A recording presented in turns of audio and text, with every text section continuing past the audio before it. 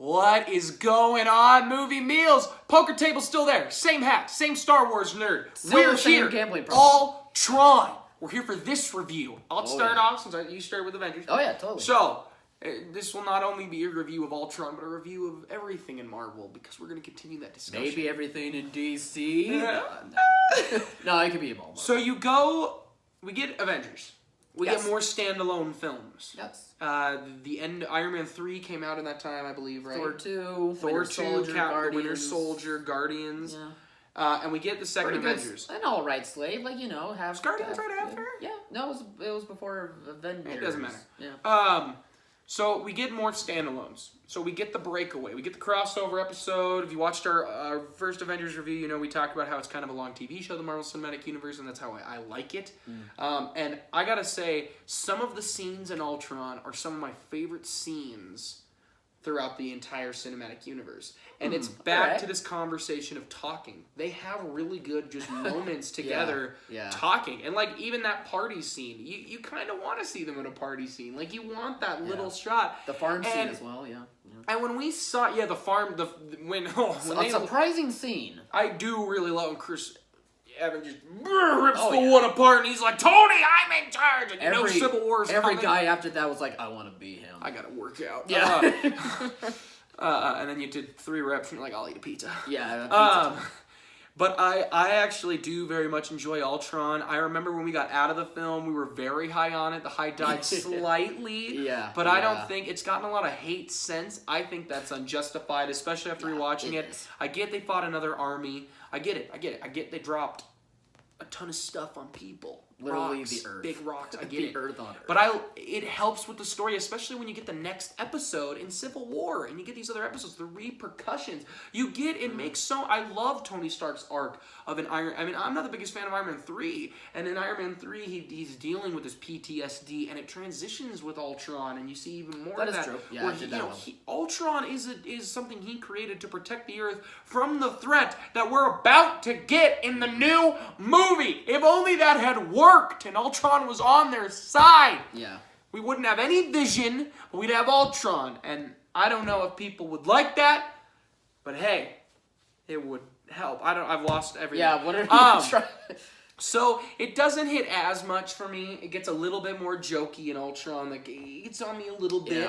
I do like Ultron. I think he's one of the better villains, but that's not saying much in a Marvel movie because their villains aren't that great outside of Killmonger, Black Panther, Wakanda Forever, and so I do like it. I love James Spader as him. I think he's the absolutely perfect choice to play Ultron, and I do like Tony's arc. We get a little bit more of Banner. You get to just develop more. The stuff that I don't need are the weird Vision scene, a couple of those scenes that I get why he wanted them in, and they were supposed to translate over, but it just didn't work. I'm fine with the spoiler of the ending with Quicksilver. I'm fine with they actually took out somebody. I was fine with that.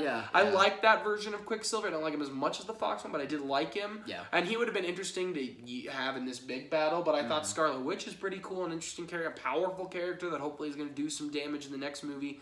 And I thought Joss did a really good job to writing and directing it still. Maybe he just didn't hit as well, and I think that's what they saw when they replaced him.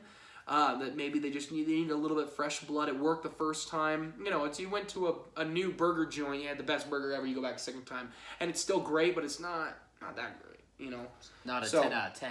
No, not a 10 out of 10. But, like a 4 out of... No, I'm just kidding. Ooh. But I do like a lot of those scenes when they're on the... I'm fine. I love the Hawkeye stuff. I love the humor about Hawkeye. Like, I'm just got a bow and arrow. Like, I did this once on the fight. They knew it exactly. Yeah, And I like that stuff. The jokes at times got a little overwhelming for me. A little too much. A little too much of the jokes. Too much laughter.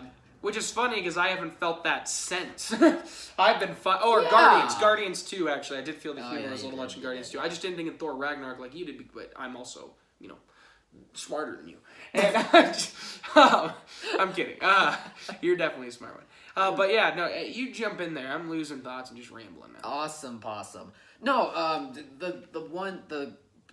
now I'm losing my thoughts too.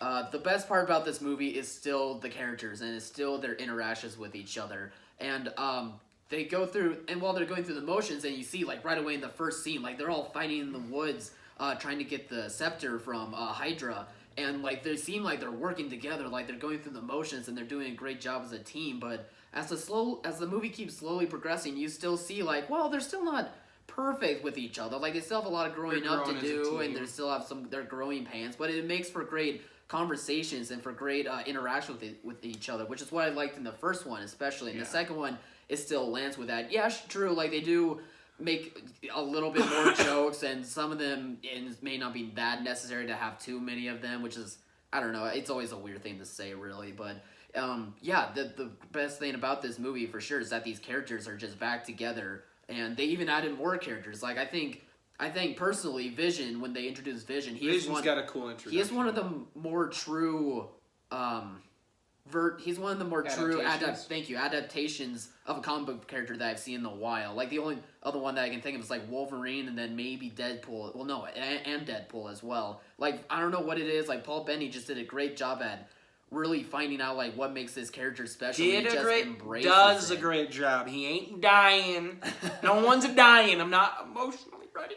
And I'm really happy that they brought in the Maximoff twins as well. Well, they brought in Scarlet Witch, and then spoiler, Quicksilver, kicks the can. But he saved a kid. But you know what's funny about Quicksilver is that every time I go back and watch Age of Ultron, like he doesn't have a lot to do in the movie, and he really doesn't say a lot to like make you be like, wow, that's a character that needs to stay put in the MCU. But whenever personally I see him, I'm always like, man, I kind of wish that he was in this movie, just so that way we can see like what he does in future MCU movies. Like I don't know if it's like me rooting for the actor, which is Aaron Taylor Johnson, or do love me some. I mean, he's a great actor, or maybe it's just like, I don't know, some of the things he says are funny where I'm like, hey, I can root for you, but I don't know, like he that character, for some reason I always go back and I'm like, man, I wish he could stay put. But also Scarlet Witch is a great character as well. And her accent, not great. Oh, I'm glad they took it out. And they just drop it. Oh yeah, and there's like little moments you kind of be like, is that accent bad? Civil War, she comes in with her stupid accent, and then the Russo brothers like, just no, we're not doing it, it's fine. Accent's not great. Before you move on, speaking of that intro scene, I actually rewatching it, I don't love it as much. It's got the big hero moment, it's got some cool action, but it does have a little bit. It's the end part where she shows up and just does this weird finger mind thing. It tone switches, and there's a couple of tone.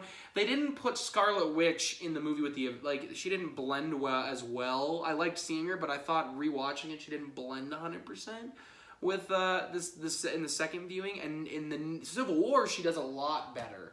And they're able they fix the tone. I think that's part of the problem with Joss Whedon's other one, is it kind of goes back and forth between his great tone and this weird like Thor having visions in a hot tub tone. Continue though. And one more positive that I'll say before jumping into, I guess, the negative section. I don't know. We've said most of our negatives anyway. Well, for me, then I'll just slide right in here. I do like Ultron. Like I remember seeing the first trailer of Age of Ultron. I remember the slow "No Strings on Me." No strings on me. No strings on me. That song, but slower, and having Ultron be like this scary presence. No strings on me. Sorry. Be this scary presence, and I'm like, oh wow, James Spader's gonna do a great job at bringing a great character or a great villain to the MCU finally. And while he did a great job with the voice work and the character design of Ultron, I think is really good. It's just that his characteristics and mannerisms, and even like his endgame with "I'm gonna drop Earth on Earth" like that, it just didn't work for me personally. We're picking this city and we're gonna lift it up. Yeah, we're gonna grab it. What? It's weird. It's weird. Thanos shows up. I'm gonna blow half you up by this. Yeah, just. We're gonna go deal with this guy. So I mean, while I think that he's one of the more fine villains in MCU, he's definitely not one of the best, which is unfortunate because I do like James Spader, and I was really hoping that he could really bring. At the time, we really thought he was the best. I remember us having we drank that Kool-Aid. We were very high on. We took him in and we were like, we loved him, but not that much. Yeah, for sure. So anyway, then I'll just continue with my negatives as well. Like, there's a lot of setup stuff for the MCU that either is just really could have either been taken out or just it didn't end up doing anything anyway. Like, especially, like, the Thor stuff where he's like, I need to go to a magic hot tub, and he's showing, like, the dark future of what could be Ragnarok in the third Ragnarok, and now Thor Ragnarok's a comedy. Like, it just doesn't... Was that supposed to be Ragnarok? Oh, Ragnarok. I always thought that scene with... You mean the scene of all them laying there dead? No, I'm talking about the Thor... Thor. Well, I'm talking about the Thor magic that's right. That's hot Iron water. Man's scene. Yeah, Caesar and even, dead. like, the Iron Man scenes, like, that also... there's just a lot of stuff that they're trying to set up for the future movies Hey, that now, just that Iron Man scene doesn't... could be true. We'll find out tomorrow. But it's stuff like that where it's like it won't match up with like the future movies, similar to the hot tub thing that Thor was in as well. Like it's not entirely it's not entirely Joss Whedon's fault It either. is. No, it's Kevin Feige's a little bit, and he learned from it. Just with because they were planning and they thought they were going to go in one direction, but I mean, like Taika Waititi for Thor Ragnarok, that wasn't even a thought for them at the time, and then they decided to switch in on its head. They did not know at the time that they were going to hire Taika Waititi. Yeah, I'm pretty you sure don't they did know not. that. Oh my God. They have a list of directors, and they're like, maybe this guy, and they cross them off, and they go, there's Taika. How do you know that? Oh. Do you have insider information, Kyle? I'm just saying, if I had to take a wild guess, he was not in their thoughts. So I mean, I think he was. I think I hate you. Oh my God, there's a lot of the villain stuff that I think is really that's really not working quite as well for this movie, and I think there's just a lot of too much setup that that just also doesn't pan out and just does not need to be in Age of Ultron. He does not know if Taika Waititi wasn't on a list somewhere. I don't care about that. Yeah, no, it's definitely a step down, but it's not a huge step down from the first Avengers. And it made sense for Kevin to be like, all right, we threw some stuff in there that he didn't want, and we had a little bit of clashing, and maybe it's just time for some fresh new blood who maybe are a little bit more like the Russo brothers, more... Who will work with us more. Well, yeah, I think Joss, after the first one, was like, I should have more control. And they're like, how about the same amount? No! And, okay, you're fired. Still a smart guy, though. Genius guy. Don't be mean to Joss. What did he ever do to you except make a movie? Burp. Excuse me. But yeah, I do enjoy it. I think I gave... Ultron like an 8.5 or something out of 10. And were we doing the channel when Ultron came out? I think we were.